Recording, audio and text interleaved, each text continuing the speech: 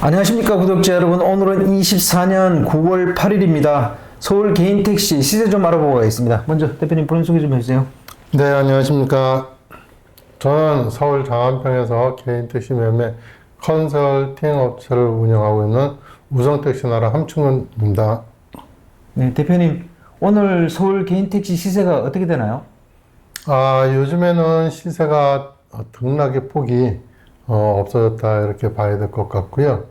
당분간은 1억 1,500으로 이어지지 않겠나 싶습니다. 그러면 오늘 시세하고 저번 달 시세하고 비교했을 때 좀 오른 건가요? 네, 뭐 살짝 네. 뭐 지난번에도 1억 1,500 해서 1,450까지 내려갔다가 다시 1억 1,500 된 것이니까 네. 그렇게 큰 차이는 없다 이렇게 보시면 될 것 같네요. 뭐 오른 이유가 있을까요?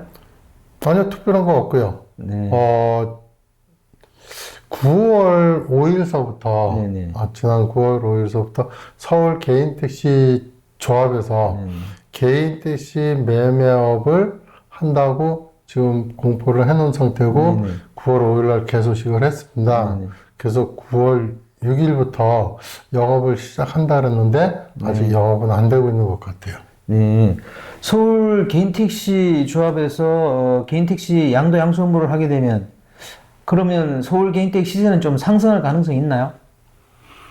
당장은 상승할 기미는 없을 것이다 이렇게 보시면 될 것 같습니다. 네네. 왜냐하면 1억 1,500에 지금 그동안에 매매됐던 거래 그 자체가 1억 1,500에 지금 올라서 있는 상태거든요. 네네네. 그리고 지금 개인택시 조합에서 양도 양수하는 방식이 양도자나 양수자나 똑같은 1억 1,500에 사고 1억 1,500에 파는 네. 그런 형식이다 보니까 앞으로 뭐 더 이상 오르고 더 이상 내리고 하는 거는 없지 않겠나 싶습니다. 네.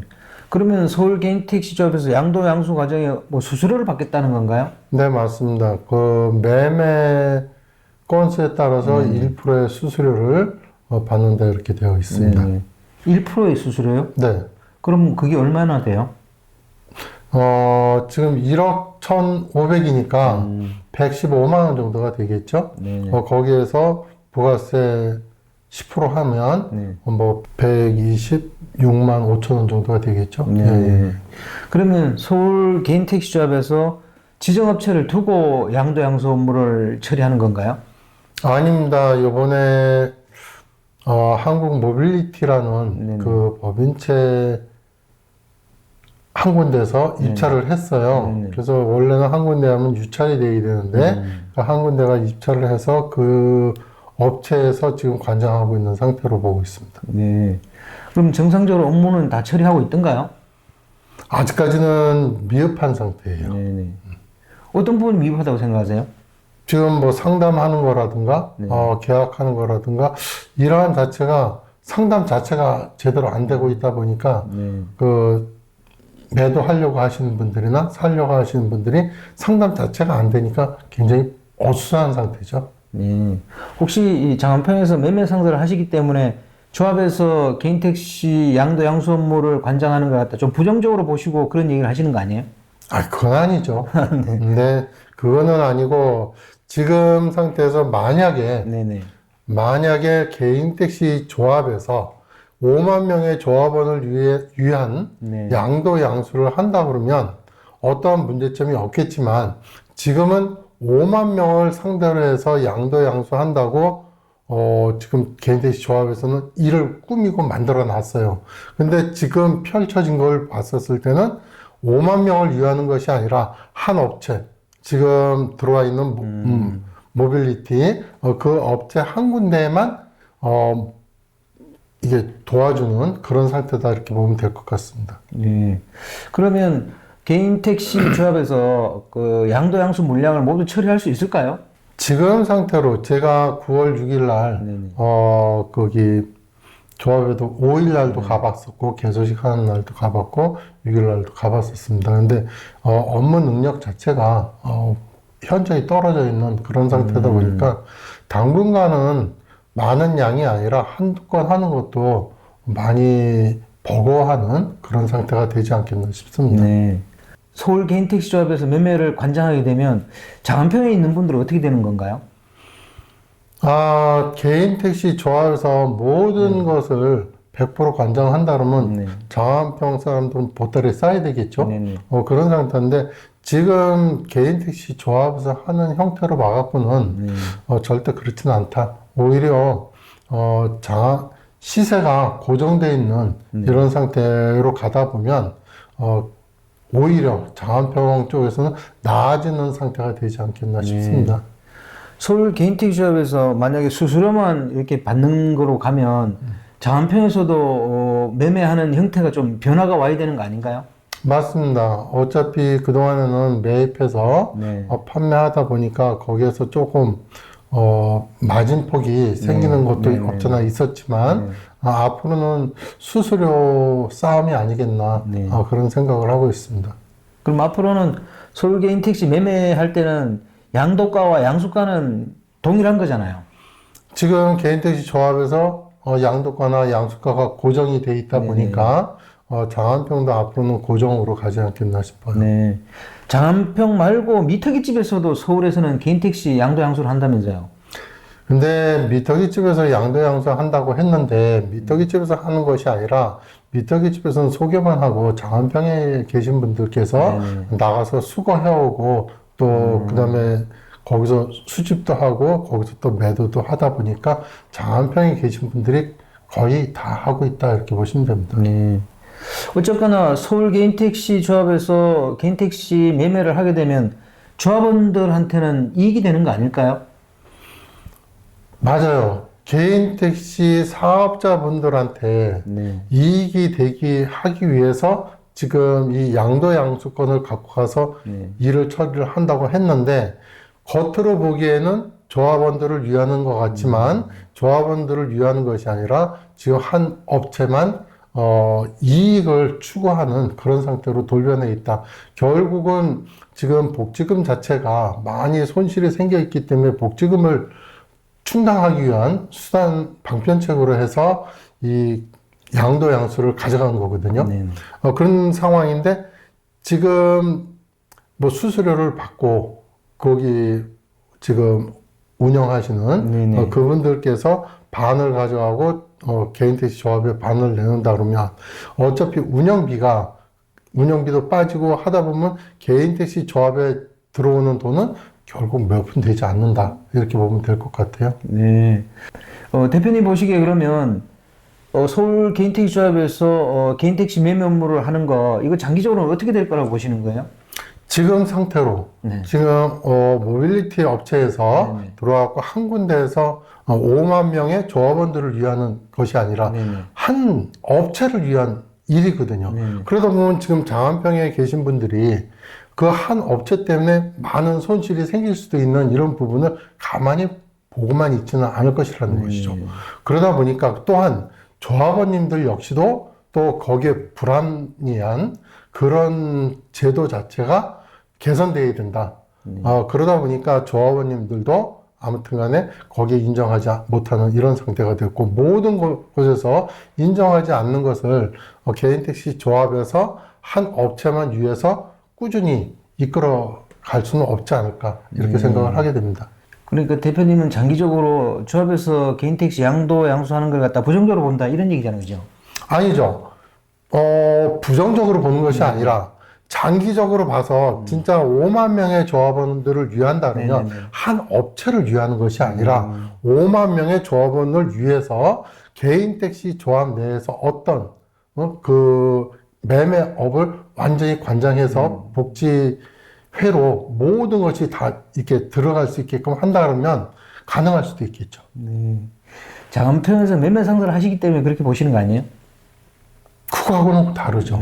왜냐하면 어차피 지금 이 사업 자체가 벌어진 거는 개인 택시 5만 명의 조합원들이 지금 복지의 기금이 부족하다 보니 복지회가 파산되지 않겠는가 이런 우려로 인해서 이러한 조치를 취한 것이거든요.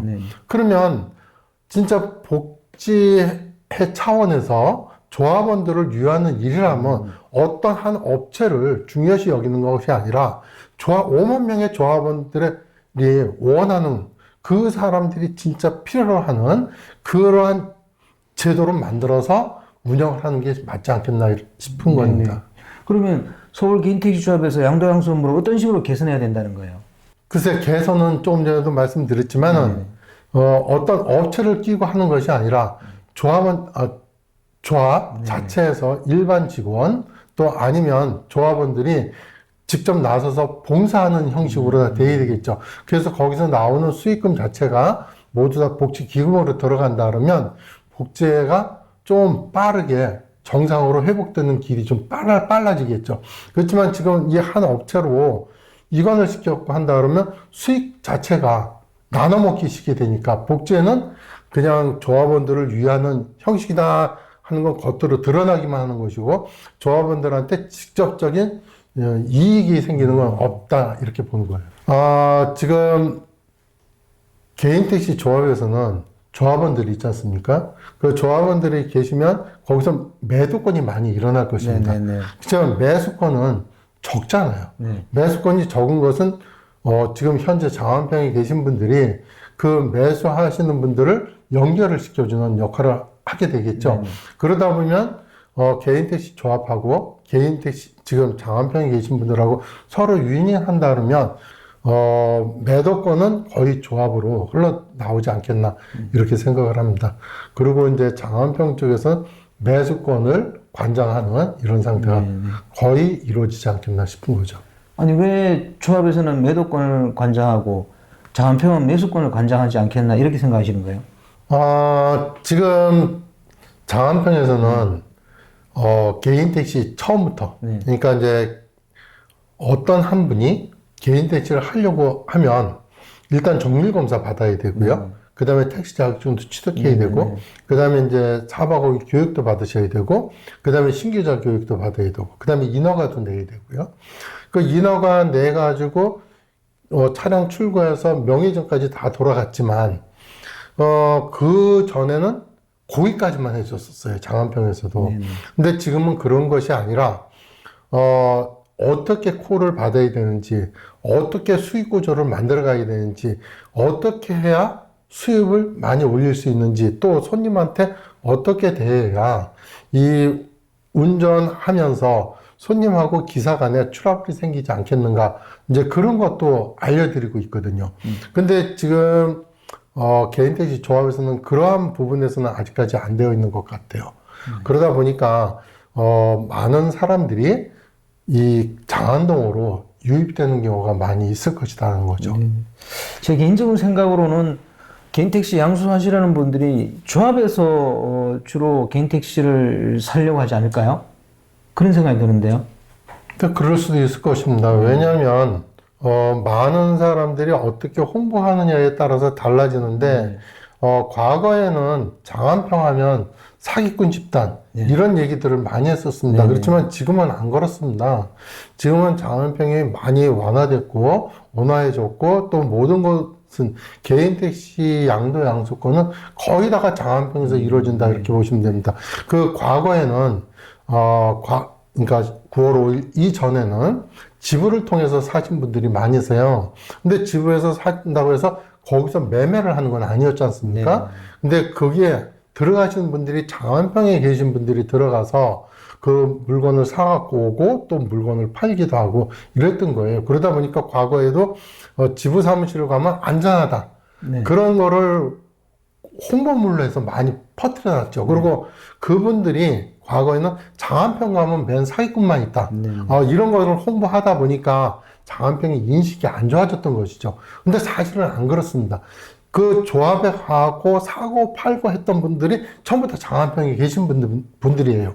근데 조직하시는 분들께서 그런 홍보를 하다 보니 이런 불편한 일이 생겼다는 거죠. 결국은 어떤 거냐면 그 동안에 조직하시면서 양도양수 한다고 조합으로 가셨던 분들, 그분들은 손님을 유입하기 위해서 그런 형태로 홍보물을 뿌렸던 경우가 있었다 이렇게 보시면 될 것 같습니다. 뭐 그동안에 장안평에서 그런 평을 받았다는 거는 사실 좀 노력을 안 했다 뭐 이렇게 볼 수도 있는 거 아니에요? 맞습니다. 과거에는 진짜 이게 인터넷이 발달되지 않고 그랬던 시절에는 많은 사람들이 장안평 와갖고 뭐 이렇게 바가지도 쓰고 그랬던 적이 있던 것 같아요. 그거는 벌써 한 20, 30년 전 얘기고요. 요즘에는 장안평에는 그 인터넷으로다가 거래하는 것이 거의 많지 않습니다. 자가용도. 그리고 이제 인터넷으로 거래하는 것은 외지에 있는 분들이 많이 하는 거죠. 여기는 실제로 모든 분들이 들어와서 실제로 모든 차 다 보고 깨끗한 거, 정확한 거 사가시는 분들이 많이 있기 때문에 옛날하고 지금은 이제 많이 달라져 있다. 이렇게 보시면 돼요. 네. 다시 다른 얘기로 좀 돌아가서요. 대표님, 이제 9월이지 않습니까? 그러면 10월 달 이제 다가오는데, 다음 달 개인택시 시세를 어떻게 보세요? 지금 형태로 간다 그러면 그냥 1억 1,500에서 묶여있는 상태로 가지 않겠나 싶습니다. 왜냐하면 어떤 한 곳에서 갑자기 시세를 올리고 내리고 할 수는 없거든요. 그리고 또 지금 개인택시 조합에서 하는 형태는 올리고 내릴 수 있는 그런 여건이 안 돼 있는 것입니다. 거긴 시장이 아니거든요. 그냥 어차피 그냥 한 업체가 그냥 시세는 이것이다 이렇게 정해져 있는 것이기 때문에 또한 지금 장안평에서도 그전에는 장사하시는 분들이 여러 명이 있다 보니까 시장의 원리에 의해서 이 시세가 오르고 내리고 하는 이런 형식이 있었어요. 근데 이제 지금 개인택시 조합에서는 한 군데서 하다 보니까 시세를 올릴 수 있는 방법도 내릴 수 있는 방법도 없다라는 거죠. 네네. 그러면 조합에서 개인택시 시세를 얘기하는 것과 실제 장안평에서 거래되는 시세가 다를 수도 있는 건가요? 장안평에서 시세를 다르게 한다 그러면 장안평으로 오는 사람들이 안 오겠죠. 어차피 같은 형식의 방식으로 어떤 장사든지 매한가지라고 생각을 합니다. 과거에도 어떤 누군가가 높이 부르고 낮게 부르면 사람이 그걸 찾아다니는 이런 형식이었었지만 지금은 온라인 세계잖아요. 어디에서 얼마 하면 모든 게 그냥 금방 통일이 되듯이 똑같다는 거죠. 그러니까 조합에서 얼마가 됐든 장안평에서 얼마가 됐든 그 시세는 거의 공동 통일되는 이런 형식이다 이렇게 보시면 될 것 같아요. 그래서 뭐 등락의 폭은 거의 없는 상태로 갈 것 같습니다. 서울 개인택시 조합에서 매매를 하더라도 시세는 폭등하거나 폭락하거나 뭐 그런 건 없다는 얘기잖아요. 네, 맞습니다. 구체적으로 왜 그렇게 생각하시는 거예요? 지금 매도자가 왕창 몰렸다고 해서 개인택시 조합에서 그거를 가격을 임의대로 뚝 떨궈서 판매할 수는 없지 않습니까? 또 양수자들이 한꺼번에 많이 몰렸다 해서 시세를 또 얼마 정도 올려갖고 또 그 매매할 수 있는 여건이 안 되잖아요. 그건 혼자 하는 거잖아요. 혼자 독점하는 이런 형식이다 보니까. 근데 이제 장안평에서는 올라갈 수도 있고 내려갈 수도 있는 거는 여러 사람이 있고 하다 보니까 좀 싼 거를 원하는 사람들이 많으면 좀 싸게 되는 그런 경우도 생길 테고요. 또 올라가는 거를 원한다면 올라가는 경우도 생길 테고요. 그 시장의 원리에 의해서 자동으로 수요와 공급에서 자동으로 형성이 될 텐데 그냥 이름 독점한다 그러면 오르고 내리는 거는 거의 없다. 그래서 지방에서 보면 지방에서 그 조합에서 관장해갖고 하는 곳이 있잖아요. 그런 곳은 몇 년이 돼도 시세가 똑같은 이유가 바로 그래서 그런 겁니다. 그럼 그런 일이 서울에서도 벌어질 수 있는 거 아니에요? 네. 그러다 보니까 시세가 고정이 돼가는 거죠. 그럼 장안평은 조합만 계속 쳐다보고 있는 거예요, 그럼?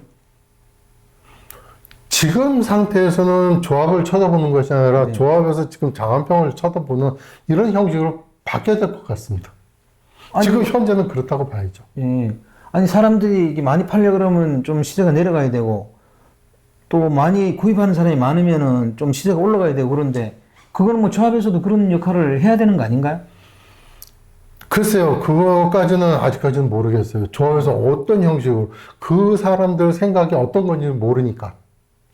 그것도 어느 정도 지나가 봐야 저도 어떤 것을 알아들을 수 있을 텐데, 그렇지 못하다 보니까, 그거에 대해서는 저도 좀 그러네요. 그럼 장안평에서는 그럼 어떻게 하시려고 그래요?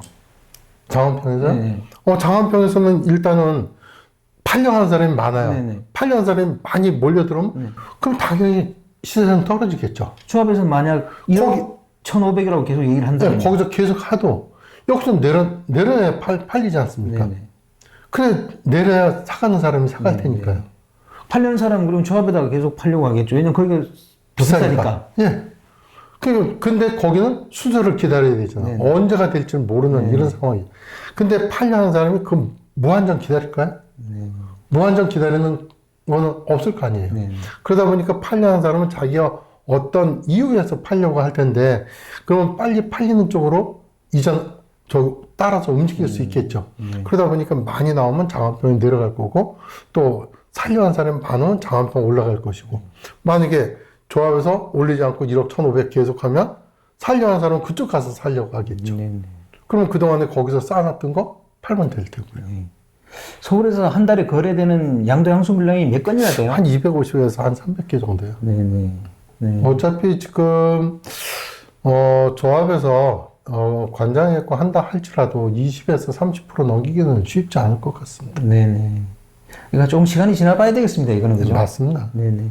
그리고 이제 추석이 다가오잖아요. 네네. 보통 추석 전에는 뭐 이렇게 개인택 시세가 좀 오른다거나 내린다거나 그런 게 있나요? 예, 평상시 같았으면, 평년 같았었으면 추석 전에 좀 이제 바짝, 그러니까 한여름에 네네. 바짝 올랐다가 추석 때쯤 되면 어차피 명절도 세고 하이다 보니까 물건 자체도 별로 안 나오고 사가는 사람도 별로 없습니다.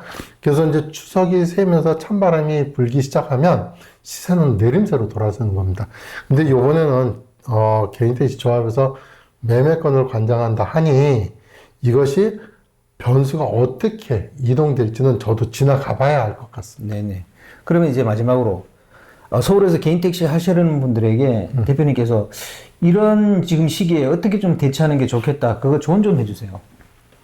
어차피 양수자 분들께서는 과거에는 이 자동차를 사고 팔고 그 다음에 개인택시도 사고 팔고 해서 거기까지만 했었는데 앞으로는 처음에 어떻게 시작해서 그 다음에 이제 나중에 인허가 내고 그 다음에 어떻게 돈벌이를 해서 수익 구조를 어떻게 만들어 가야 되는지 그것을 해주는 그런 컨설팅 해주는 회사를 찾아갖고 매입을 하는 것이 월등히 유리할 것이다 이렇게 보시면 될 것 같습니다.